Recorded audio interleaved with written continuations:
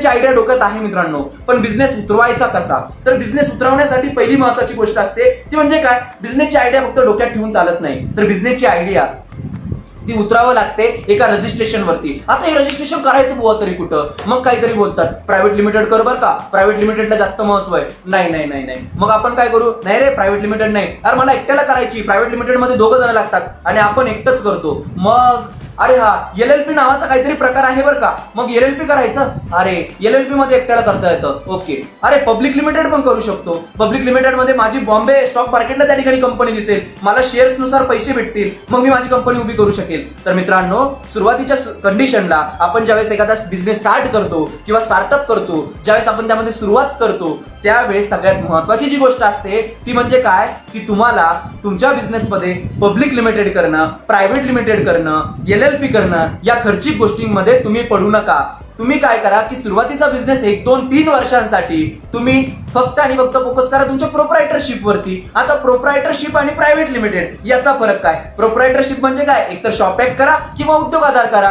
आजपर्यंत तुम्ही जर उद्योग आधार केलेला असेल तर अतिउत्तम, कारण काही दिवसांमध्ये शॉप ॲक्ट बऱ्यापैकी कॅन्सल होईल आणि ती पूर्णपणे शिफ्ट होईल ती MSME म्हणजे उद्योग आधारवरती. आणि आता तुम्ही बघताय MSME खूप आधार ऐकताय, तर MSME म्हणजे दुसरं तिसरं काही नाही, तर उद्योग आधाराचा आहे. तर त्यामुळे MSME वरती फोकस करा, उद्योग आधारावरती फोकस करा. आणि तुमचा बिझनेस आहे उद्योग आधारावरती फोकस करायला काय अवघड नाही, माझ्याशी कॉन्टॅक्ट करा, माझी टीम तुम्हाला त्या ठिकाणी उद्योग आधार करून देईल. तुमच्या बिझनेस रिलेटेड कोणताही प्रॉब्लेम असो, दिलेल्या नंबरवरती कॉन्टॅक्ट करा, आमची टीम तुम्हाला पूर्णपणे सपोर्ट करेल. आता या ठिकाणी कंपनी रजिस्ट्रेशनचा विषय मिटला बुवा. मग कोणतरी बोलतोय यार बँक अकाउंट खोलणं गरजेचं आहे. अरे माझं तर आहे ना अकाउंट, सेव्हिंग अकाउंट आहे. अरे बाळांनो, परंतु ज्यावेळेस तुम्ही उद्योजकतामध्ये उतरता त्यावेळेस जी मी चूक केली ती तुम्ही करू नका. पहिलं 1 वर्ष मी सेव्हिंग अकाउंट वरून ट्रान्सफर केले, तर सेव्हिंग अकाउंट वरून ट्रान्सफर न करता तुम्ही काय करा की करंट अकाउंट ओपन करा. आता करंट अकाउंटचा फायदा काय ते पण मी तुम्हाला सांगतो. करंट अकाउंट तुमच्या बिझनेसच्या नावाने ओपन असलं पाहिजे, जेणेकरून भविष्यामध्ये ज्यावेळेस तुम्हाला बिझनेसवरती लोन घ्यायचं असेल तर त्यावेळेस त्याचा फायदा होतो. तर करंट अकाउंट ओपन करायचं म्हणजे जायचं कुठं,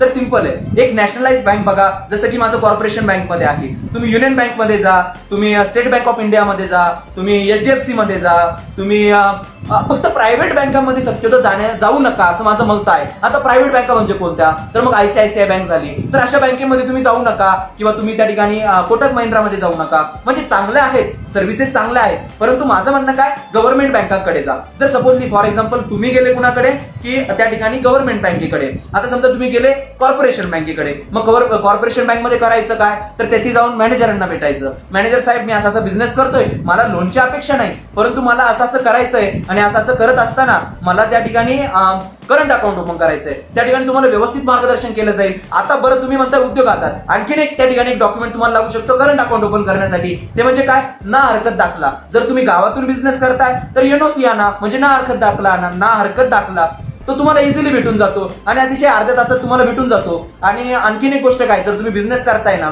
जर तुम्ही खेडेगावात करताय उद्योग आधार खूप झालं, आणि जर तुम्ही शहरामध्ये करताय तर थोडंसं शॉप ॲक्ट कडे जा. शॉप ॲक्टची पण जास्त फीस नाही, 1000-1200 रुपयामध्ये ते करून भेटतं. आणि जर तुम्हाला त्यामध्ये अतिशय गायडन्स हवा असेल तर मला त्या ठिकाणी नंबर दिलेला आहे, व्हॉट्सअप करा, आमची टीम तुम्हाला लवकरात लवकर रिप्लाय देईल. आता हे झालं, आता बिझनेस झाला. बिझनेस सुरू होण्यासाठीचे डॉक्युमेंट क्लिअर झाले. आता बिझनेस डॉक्युमेंट क्लिअर करण्यासाठी तुम्ही मला उद्योग आधार करायचं म्हणजे काय काय लागेल रे, काय काय डॉक्युमेंट लागेल, तर पहिली गोष्ट तुमचं स्वतःचं आधार कार्ड लागेल, त्यानंतर तुमचं पॅन कार्ड लागेल. आता पॅन कार्ड लागतंय, ठीक आहे, पॅन कार्ड नाही ना, तुम्ही 18 वर्षाच्या खाली ना, तर मग थोडासा प्रयत्न करा, त्या ठिकाणी कुणाचा तरी गायडन्स घ्या, आमच्याशी कॉन्टॅक्ट करा, आम्ही तुम्हाला त्यावेळेस व्यवस्थित माहिती देऊ. मग 18 वर्ष नाहीये तर मग वडिलांचं वापरता येईल का, मग वडिलांचं नाही वापरता येईल तर मग मायनॉर जे काही तुम्हाला कमी वयातलं जे काही पॅन कार्ड असतं ते वापरता येऊ शकतं, ते तुम्हाला गायडन्स भेटू शकतं. तर त्या ठिकाणी तुम्ही हे 2 डॉक्युमेंट झाले. तुमचा पासपोर्ट साईज फोटो आणि तुमची साईन जवळ असणं गरजेचं आहे मित्रांनो. माझ्याकडे भरपूर उद्योजक येतात, म्हणजे उद्योजक आयडिया असलेले लोक येतात आणि ते बोलतात मला की मला बिझनेस करायचा, आणि मी म्हटलो की ते पासपोर्ट साईज फोटो दे,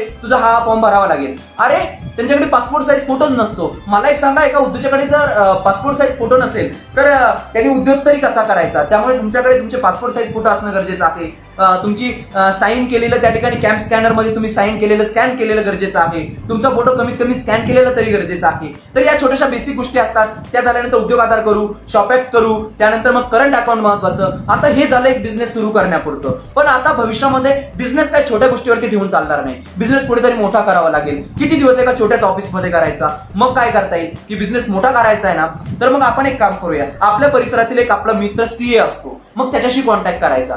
का करायचा की बघ, मला माझा इन्कम टॅक्स भरायचा आहे. तुम्ही 3 वर्षाचा इन्कम टॅक्स भरला, जर तुम्ही त्या सीएच्या कॉन्टॅक्ट मध्ये राहिले तर तो काय करेल, तुमची लोनची फाईल तयार करेल, तुमचा प्रोजेक्ट रिपोर्ट बनवेल. आता प्रोजेक्ट रिपोर्ट तुमच्यासाठी नवीन असेल. प्रोजेक्ट रिपोर्ट म्हणजे काय की तुम्हाला लोन पाहिजे ना बिझनेससाठी, मग ते तुमचा बिझनेस काय आहे, त्या बिझनेसमध्ये तुम्हाला प्रॉफिट कसा होणार आहे, तो बिझनेसचे नेमकं स्वरूप कसं असणार आहे. तर थोडक्यात तुम्ही बिझनेस प्लॅन बनवू शकता. तो जो प्रोजेक्ट रिपोर्ट आहे तो रेडी होईल. मग तो प्रोजेक्ट रिपोर्ट तुम्ही तर बनवू शकत नाही, तुम्हाला सीए कडून बनवून घ्यावा लागेल. मग तो प्रोजेक्ट रिपोर्ट विथ सीएचा गायडन्स या सगळ्या गोष्टींद्वारे मग तुम्हाला पोहोचायचं बँक मॅनेजरकडे. आता बँक मॅनेजर तुम्हाला आडवा जाणार नाही. का? कारण करंट अकाउंट ओपन करायच्या वेळेस तुम्ही बँक मॅनेजरला भेटलेले होते आणि त्याच्यानंतर बँक मॅनेजरला good morning sir, good afternoon sir, जेव्हा तुम्ही बँकेमध्ये जायचे त्यामुळे एक रिलेशन बिल्डअप झालेलं होतं. त्यामुळे ते तुम्हाला व्यवस्थित गायडन्स करतील. मग तुमचं लोन साठी तुम्हाला मदत होईल आणि अशाद्वारे तुम्ही इझिली लोन पण घेऊन मोठा बिझनेस 3 वर्षानंतर करू शकता, 2 वर्षानंतर सुद्धा करू शकता. आता 2 वर्षानंतर भरपूर जण बोलतात की तुम्हाला त्या ठिकाणी 3 वर्ष लागतात लोन घेण्यासाठी, परंतु तुम्हाला 2 वर्षात सुद्धा लोन भेटतं. मग आता हे मिळणार कसं? तर काही नाही, काय अवघड नाही. आमच्या टीम सोबत तुम्ही कॉन्टॅक्ट करा, डिस्क्रिप्शन मध्ये नंबर दिलेला आहे.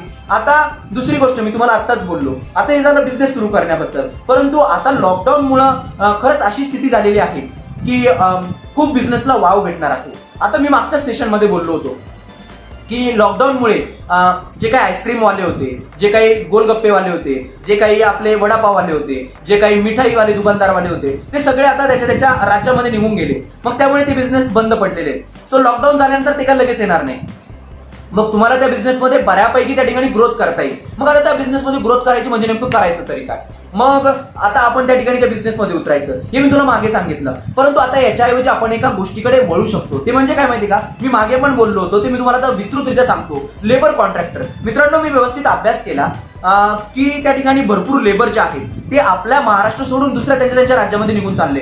जर ते त्यांच्या राज्यामध्ये निघून चालले आणि त्यामध्ये मला असं जाणवलं की त्यांचे जे लेबर कॉन्ट्रॅक्टर होते ते पण निघून चालले. मग लेबर कॉन्ट्रॅक्टर नावाचा जो काही बिझनेस आहे, सर्व्हिस इंडस्ट्री आहे, त्यामध्ये तुम्हाला इझिली खूप जास्त ग्रोथ भेटू शकते आणि त्यातनं तुम्ही बऱ्यापैकी फायदा सुद्धा आता लेबर कॉन्ट्रॅक्टर मध्ये तुम्हाला बऱ्यापैकी त्या ठिकाणी फायदा होऊ शकतो. आता लेबर कॉन्ट्रॅक्टर मध्ये ग्रोथ कशी होणार? तर लेबर कॉन्ट्रॅक्टर मध्ये काही अवघड नाही. जसं सांगितलं तसं उद्योग आधार असेल, त्या ठिकाणी तुम्हाला सगळ्यात महत्त्वाचे पहिले स्टेप काय आहे, कोणाला कॉन्ट्रॅक्टर पाहिजे, कोणत्या लोकांना लोक पाहिजे. आता हे कुठून भेटेल? आता मी मार्केट बघितलं, आमच्याकडे एक मार्केट यार्ड आहे ते जवळपास. मग त्या ठिकाणी टोमॅटो येतात, कोबी येतात, मग ते त्या ठिकाणी उचलायचे, टाकायचे, मग नंतर ते गुजरातला ट्रान्सपोर्ट करायचे. आता या गोष्टी होतात तिथनं. मग त्या ठिकाणी त्यांना लेबरच भेटत नाहीये. मग अशा ठिकाणी जाऊन भेटा, तिथे कोणाला लेबर पाहिजे त्याचे कॉन्टॅक्ट करा. त्याच्यानंतर गावामध्ये या. मग ग्रामीण भागामध्ये या बिझनेसला खूप स्कोप आहे. आताच गणेश जगदाळे सरांनी विचारलं, त्यामुळे त्यांना सांगतोय की ग्रामीण भागामध्ये यामध्ये खूप स्कोप आहे. कारण खूप स्कोप येणार आहे. कारण ग्रामीण भागामध्ये भरपूर मुलांना रोजगार नसतात. मग तुम्ही असे 10, 15, 20, 40, 50, 100 कितीही लोक घ्या. मग तुम्ही पेंटिंगचे कॉन्ट्रॅक्ट घेऊ शकता. मग तुम्ही लेबर कोणत्याही प्रकारचा प्रोव्हाइड करू शकता आणि त्याद्वारे तुम्हाला एक बऱ्यापैकी कमिशन बेसवरती बिझनेस करता येईल. आणि तुम्हाला फक्त कॉन्ट्रॅक्टर म्हणजे ऍज अ कॉन्ट्रॅक्टर त्या ठिकाणी यायचं, त्या ठिकाणी लेबर प्रोव्हाइड करायचे, हा बिझनेस करता येईल. आणि आणखीन एक आता हे झालं एक सोपं, म्हणजे सध्याच्या कंडिशनला मी विचार केल्यानंतर आता या व्यतिरिक्त अजून कोणता बिझनेस ग्रोथ होऊ शकतो तो म्हणजे काय? Service based business. मित्रांनो, मॅन्युफॅक्चरिंग पेक्षा सर्व्हिस बेस मध्ये उतरा. आता सर्व्हिस बेस का बरं? तुम्ही टेंडर बघू शकता. भरपूर जण ऐकतात टेंडर याने काढलं, टेंडर याने काढलं, गव्हर्नमेंटचं टेंडर निघालं, हे टेंडर निघालं. अरे मित्रांनो, आता टेंडर खूप निघणार आहे. लॉकडाऊन नंतर टेंडरला खूप वाव येणार आहे. मग हे टेंडर भरायला सुरुवात केली पाहिजे. मग आता हे टेंडर कसे भरायचे, हे टेंडर कसे मिळवायचे, याच्यावरती सुद्धा मी तुम्हाला भविष्यात माहिती देईलच. आता टेंडर झाले, त्यानंतर तुम्ही सर्व्हिस बेस मध्ये बिझनेस मध्ये आलात, तर सर्व्हिस बेस बिझनेस मध्ये तुम्हाला सगळ्यात महत्त्वाची गोष्ट असते ती म्हणजे काय की सर्व्हिस बेस मध्ये तुमच्याकडे रजिस्ट्रेशन मी तुम्हाला सगळा क्रायटेरिया सांगितला. पण सर्व्हिस बेस मध्ये सुद्धा आयटी कंपनी म्हणजे काय? ही पण एक सर्व्हिस बेसिस बिझनेस आहे. सर्व्हिस बेस बिझनेस मध्ये अजून काय येतो की त्या ठिकाणी तुम्ही एखाद्या घराची पेंटिंग करतात, हा पण एक सर्व्हिस बेस बिझनेस झाला. त्यानंतर त्या ठिकाणी तुम्ही प्लंबरिंग करतात, तर हा सुद्धा एक सर्व्हिस बेस बिझनेस झाला. जर तुम्ही त्या ठिकाणी एसी, फॅन वगैरे हे जर रिपेअर करत असाल तर तो सुद्धा सर्व्हिस बेस बिझनेस झाला. एखादा तुम्ही लॅपटॉप नीट करत असाल तो पण सर्व्हिस बेस बिझनेस झाला. तर या बिझनेसमध्ये तुम्ही उतरू शकतात.